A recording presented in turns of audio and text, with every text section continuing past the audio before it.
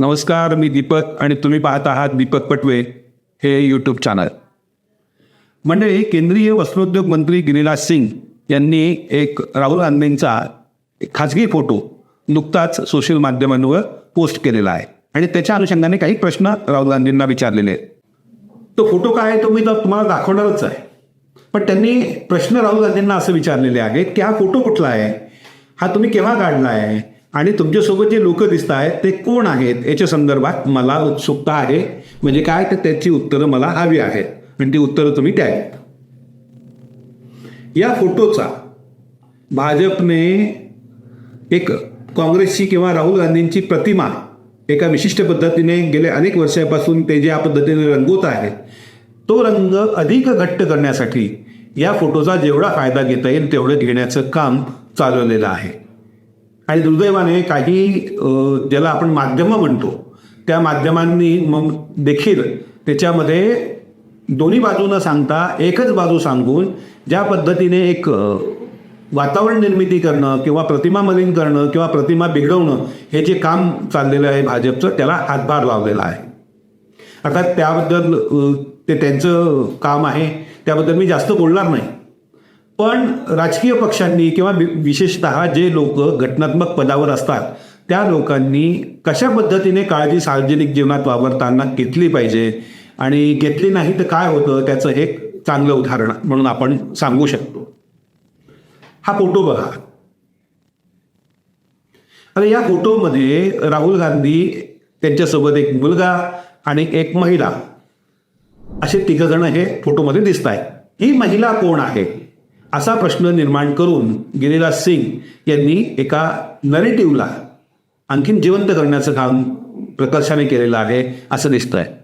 त्याचं कारण असं आहे की ही जी महिला दिसते आहे हिने मुस्लिम पद्धतीचा हिजाब तिच्या चेहऱ्यावर परिधान केलेला आहे आणि त्यानिमित्ताने हा फोटो ट्विट करून किंवा हा फोटो समाज माध्यमांवर टाकून जे मुस्लिम दार्जिना किंवा मुस्लिम धर्मीय म्हणून राहुल गांधींची प्रतिमा निर्माण करण्याचं काम गेले अनेक वर्ष भाजप आणि त्यांची टीम करते आहे त्याला खतपाणी घालण्याचं अप्रत्यक्षपणे त्यांनी कुठल्याही ट्विटमध्ये याचा उल्लेख केलेला नाही किंवा हे स्पष्टपणे म्हटलेलं नाही.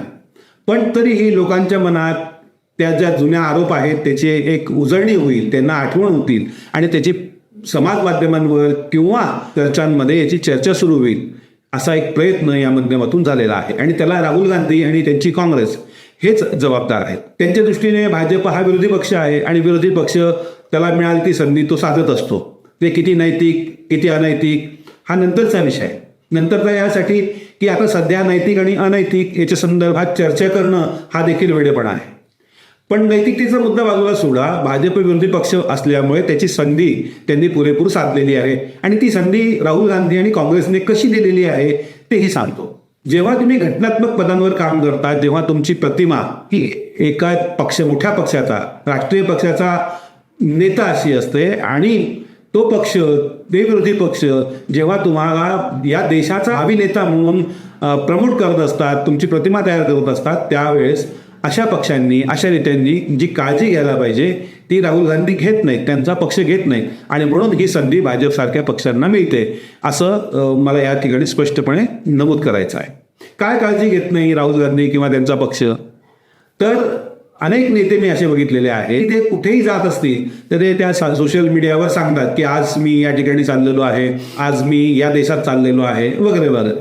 राहुल गांधींची तर ती मोठी जबाबदारी, कारण त्यांचे फॉलोअर्स पण आहेत, कोटीच्या संख्येमध्ये त्यांचे फॉलोअर्स आहेत. त्यांच्या पक्षाला मिळणारं मतदान जर बघितलं तर हे सगळे मतदार त्यांना फॉलो करतात असे पण आपण म्हणू शकतो.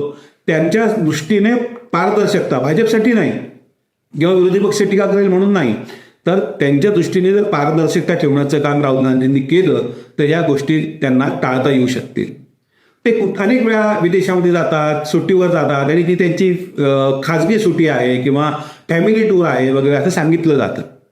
आता सार्वजनिक जीवनामध्ये वावरणाऱ्या आणि विशेषतः घटनात्मक पदांवर असणाऱ्या माणसांना किती प्रमाणात सार्वजनिक राहता येतं आणि किती प्रमाणामध्ये त्यांचं खाजगी आयुष्य जगता येतं हे भारतासारख्या देशामध्ये, विदेशातली गोष्ट सोडून द्या की विदेशामध्ये या दोन्ही पद्धतीचं जीवन सार्वजनिक जीवनातले लोक नेते जगत असतात.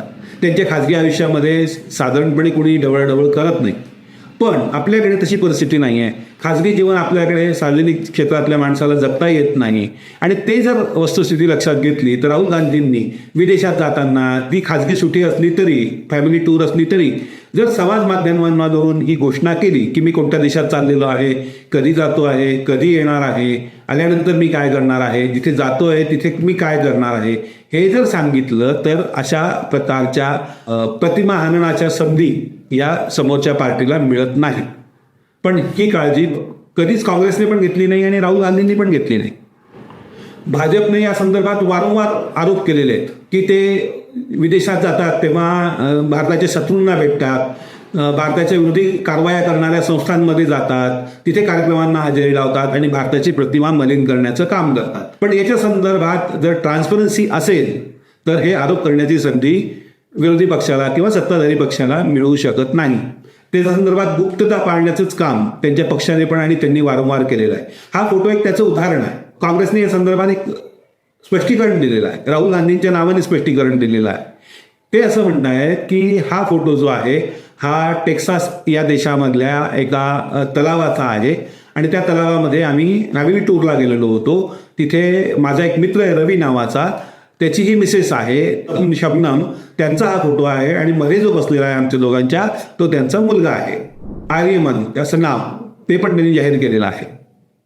तर हे जे सगळं त्यांनी आता केलेलं आहे ते जर सुरुवातीलाच झालेलं असतं तर ही संधी भाजपला मिळाली नसती. आणि सोशल मीडिया आजकाल काय झालेलं आहे की सोशल मीडिया असेल किंवा हे जे IT टीम आहे ह्या सगळ्यांना एकच माहिती आहे की विरोधकांनी, विरोधी पक्षातल्या लोकांनी काही आरोप केले की त्यांच्यावर प्रतिहल्ला करायचा किंवा ते आरोप खोडून काढण्याचं काम वेगळ्या पद्धतीने करायचं. पण ह्याच सोशल मीडियाच्या माध्यमातून अशा प्रकारच्या नेत्यांची, विशेषतः जे एका राष्ट्रीय पक्षाचे नेते आहेत आणि तो पक्ष त्यांना देशाचा भावी पंतप्रधान म्हणून इंट्रोड्यूस करतो आहे, त्यांची प्रतिमा तयार करण्याचा प्रयत्न करतोय, त्यावेळेस तरी सोशल मीडियाने अधिक जागरूक राहून या माणसाच्या प्रतिमा हननाची संधी विरोधी पक्षांना मिळणार नाही याच्या दृष्टीने जी ट्रान्सपरन्सी ठेवण्यासाठी या मीडियाचा वापर करायला पाहिजे, तो ते करत नाही. त्यांना अजून कोणत्याच पक्षाला मला असं वाटतं की ही समज आलेली नाही आहे. ही जर समज त्यांना आली तर मला असं वाटतं की ह्या पद्धतीचे प्रतिमा हननाचे प्रयत्न कोणत्याच पक्षाला करता येणार नाही. आता ते किती नैतिक अनैतिक ही नंतरची गोष्ट आहे. सध्या राजकारणामध्ये नैतिक आणि अनैतिक याच्या व्याख्या करणंच कठीण झालेलं आहे. पण राजकारणाचं सोडा, माध्यमांवर विशेषतः काही समाज माध्यमं, काही चॅनल्सवर या फोटोचा ज्या पद्धतीने भाजप वापर करतंय किंवा गैरवापर करतंय असं पण म्हणू, त्याच पद्धतीची भाषा, त्याच पद्धतीचं एक नरेटिव्ह सेट करण्याचं काम ही माध्यमं पण करतायत. मी अनेक ठिकाणी हा फोटो बघितलेला आहे आणि त्या फोटोच्या संदर्भात काय सांगितलं जातं हे ऐकण्याचा प्रयत्न केलेला आहे. पण कोणीही या फोटोच्या अनुषंगाने काँग्रेसने किंवा राहुल गांधींनी जी काही वस्तुस्थिती सांगितलेली आहे ती सांगण्याचा अजिबात प्रयत्न केलेला नाही किंवा तेवढी तसदी घेतलेली नाही.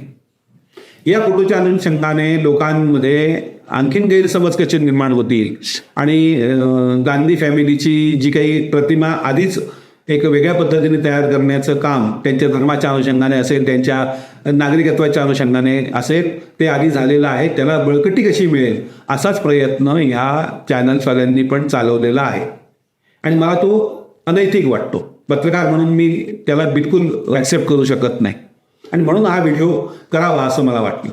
हा व्हिडिओ काही मी काँग्रेससाठी किंवा राहुल गांधीच्या प्रेमाखातर करतो याच्यातला भाग नाही. मी असं मानतो की जर मी चॅनल चालवत असेल किंवा मी जर वृत्तपत्र चालवत असेल तर माझा वाचक, माझा प्रेक्षक जो आहे त्याला सत्य जाणून घेण्याचा अधिकार आहे आणि सत्य जाणून घेण्यासाठी तो आमच्यापर्यंत येतो, आम्हाला वेळ देतो, आम्हाला ऐकतो, आम्हाला वाचतो आणि त्याचा तो अधिकार मी तर राखोबत ठेवत असल्यामुळे मला असं वाटतं की सत्य या आपल्या प्रेक्षकांपर्यंत, आपल्या सबस्क्रायबरपर्यंत, आपल्या वाचकांपर्यंत पोहोचलं पाहिजे आणि म्हणून हा व्हिडिओ करावा असं मला वाटला. तुम्हाला याच्या संदर्भात काय वाटतं हे तुम्ही कमेंट बॉक्समध्ये जाऊन अवश्य नोंदवा. व्हिडिओ आवडला तर लाईक करा, शेअर करा आणि सबस्क्राईब अजूनही केला नसेल चॅनल तर माझी विनंती आहे की ताबडतोब सबस्क्राईब करा आणि बेल आयकॉनवर पण तुम्ही क्लिक करा. नवा विषय घेऊन मी पुन्हा येतो. तोपर्यंत नमस्कार.